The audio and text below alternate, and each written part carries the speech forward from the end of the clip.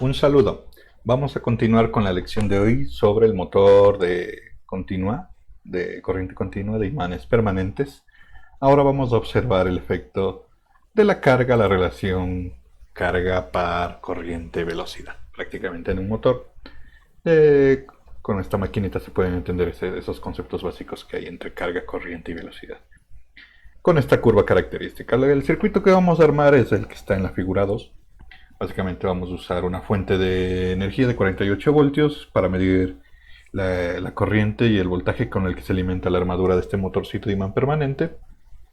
Y vamos a usar el dinamómetro ahora como carga o como freno de par constante, que es una de las tantas funciones que tiene este dinamómetro. Entonces este dinamómetro va a ser la carga de la máquina y ahora la máquina pues ya va a tener una carga mecánica que mover. Básicamente esa es la idea. Y puede ser tanto en sentido horario como antihorario, el efecto se observa de la misma manera. Entonces, para eso, lo primerito es armar este circuito. Necesito una fuente, instrumentos, el dinamómetro y el motor. Motor 8213, el de imanes permanentes. El motor de 4 cuadrantes, la fuente 8960. Interfaz de adquisición de datos 9063 y unas baterías para prender el motor. Bien. Listo, esos son todos los elementos del adquisidor de datos. No hay que olvidar que se alimenta con 48 voltios y el LED se enciende ahí, indicando que está listo para adquirir.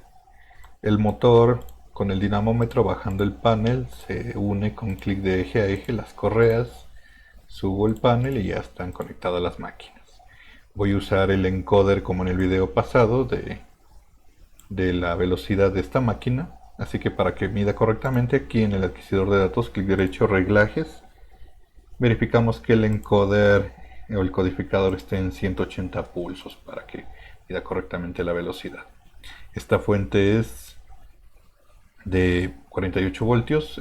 Si le conecto positivo al positivo, va a girar en sentido horario y en ese sentido voy a trabajar. Entonces, el negativo va a ir directamente al negativo, el positivo voy a pasar por el amperímetro, cualquiera de ellos sirve. Por ejemplo, voy a pasar por el amperímetro 1 a través del interruptor y cierro el circuito. Con eso ya está alimentado el circuito del motor. Un voltímetro E1, por ejemplo, el negativo al negativo, puede ir por acá, y el positivo al terminal positivo. Ahora las entradas de señales. El encoder tenía acá en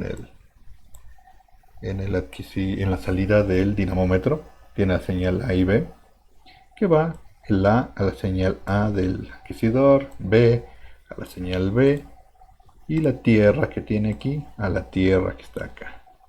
Y el par, ahora sí voy a poder medir el par, que es la salida T a la entrada 7T que está aquí. Y este tiene una tierra de las entradas analógicas que debe estar unida a la tierra de acá. Listo, ahí están todas las señales. Velocidad, par, y voy a tener voltajes y corrientes. Enciendo la fuentecita. Despliego los instrumentos de medición aquí en aparatos de medición. Activo la adquisición continua. De hecho ya veo el voltaje de las baterías que está en 51 voltios. Aquí en M6 activo la entrada 7T que es de par. Enciendo. Y aquí ya voy a tener el par de la máquina.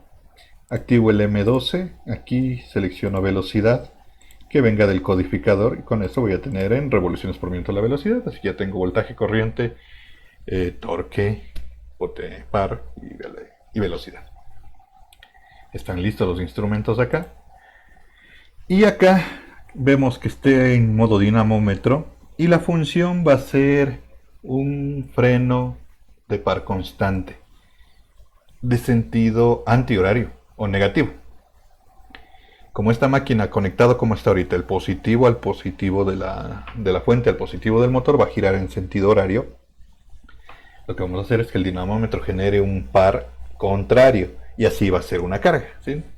Cuando se conecte al revés, cuando la máquina de acá esté conectado de manera negativa, la máquina va a girar en sentido antihorario y ahí para hacer lo mismo tendríamos que poner un par positivo. Entonces aquí en las funciones buscamos la función de freno de par constante. Aquí dice positivo, yo quiero el otro. Freno de par constante negativo, y como ven aquí la variable es del par. Le voy a dar marcha con par 0 ahí, es decir, ahorita no hay carga. Y básicamente solo debería encender el motor, ahí está. Está girando el motor, aquí marca la velocidad. Ojo que esta es la velocidad del dinamómetro, que es la mitad de la velocidad de este motor. Aquí está la velocidad del motor, 4300 revoluciones, voltaje, corriente y par. Así que ya está listo. Entonces, de hecho podemos hacer una hojita de Excel para medir la corriente. Voy a necesitar también el par para ir viendo cómo varía, y también la velocidad. Como ya está todo listo en los instrumentos, pues solo voy a ir generando una tablita de datos como hicimos en el video pasado, de manera bien sencilla. Los instrumentos desplegados, adquisición continua, pongo aquí tabla de datos. Voy a seleccionar aquí mis instrumentos. No les puse nombre ahorita, pero bueno, uno debe saber dónde está conectado, o si no, pues simplemente acá yo puedo darles, ¿no? Ahorita me interesa este, que es mi área de corriente de armadura. Este de aquí es el par, y esta es la velocidad. Puedo darle los nombres de ahí, y aquí voy a la hojita de datos. Y ahora sí, par, corriente y velocidad. Aplico, sí, acepto. Y voy a ir tomando uno por uno. Por ejemplo, ahorita selecciono aquí el botón y ya tengo registrado el par, la corriente y la velocidad. Y ahora voy a ir subiendo el par. Por ejemplo, voy a ponerle aquí en 0.3. Puede ser cualquier valor en realidad. ¿Y qué vamos a ir observando? Podemos observar que obviamente la máquina, al ponerle carga, ya tiene una corriente en la armadura. Esta máquina manejaba 6.7 amperios, así que todavía no está tan cargada. Ya tenemos aquí el par que está viendo la máquina, la carga y su velocidad, que se redujo. Tomo el dato aquí y puedo ver. Entonces, para graficar estas curvitas, que de hecho representan lo que acabo de decir, el efecto de la carga sobre la máquina, sobre su velocidad, sobre su corriente, le podemos ir subiendo el par. Sabemos que el límite será cuando la corriente de armadura esté cerca de 6.7. Ahí está en 2 amperios. Voy a tomar pocos datos para cuando se entregue la actividad la tarea de esta actividad, pues es recomendable que se tomen más valores para hacer las curvas más detalladas. Pero ahorita, por hacer rápido, pues estoy tomando valores más separados. 3 amperios, todavía puedo ponerle mucho más par. 4 amperios. Obviamente este es un simulador, pero en unas máquinas reales uno debería ir monitoreando todas las variables para que no tenga ningún problema con esta máquina. Con 5 amperios todavía resiste. 6.1 ya casi está al 100%. Y voy a ver si puedo llegar a 6.7 sin sobrecargarle mucho. Todavía puedo. Ahí, me voy a quedar ahí. Básicamente 2.4 Nm es más o menos la máxima carga que le puedo poner en este sentido. Esa le saca 6.6 amperios de la corriente de armadura y la velocidad se reduce. Con esto ya tengo la respuesta de par y velocidad de esta máquina. Acá para apagar, ahora estoy con las baterías, apago acá. ¿Ya? En la tabla de datos podemos exportar estos valores.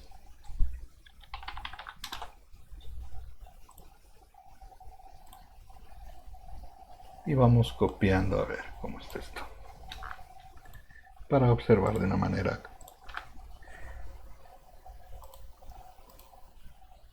Tengo par, corriente, velocidad. Yo quiero que aquí esté el par. Esta es la corriente. Esta es la velocidad. Entonces, una curva que me permite ver esto es, por ejemplo, graficar corriente versus el par. Y de esa manera lo que yo veré es que la máquina, perdón, par versus corriente, ¿no? Si le pongo así, ahí está. Yo puedo ver que la máquina pide mientras más carga esté alimentando, pues tiene más corriente que se está alimentando por su armadura. Esa puedo ver. En este caso, en un sentido de giro positivo. Si se le hace con el sentido de giro negativo, sale exactamente lo mismo, pero hacia el otro lado. Y podría ver por otro lado también cómo varía la velocidad en función tanto del par como de la corriente, porque prácticamente lo que podemos ver en esta gráfica es que par y corriente varían de manera lineal. Aunque uno podría graficar correctamente con la que quiera. Por ejemplo aquí, ahí, puedo ver cómo las revoluciones o la velocidad de la máquina están disminuyendo con el par. O sea, básicamente se puede entender que con carga las máquinas normalmente tienden a girar más lento. ¿Cierto? Obviamente porque no hemos hecho ningún tipo de corrección sobre la corriente que ingresamos a la máquina. En este caso, bueno, al ser de imanes permanentes también no podemos hacer mayores correcciones.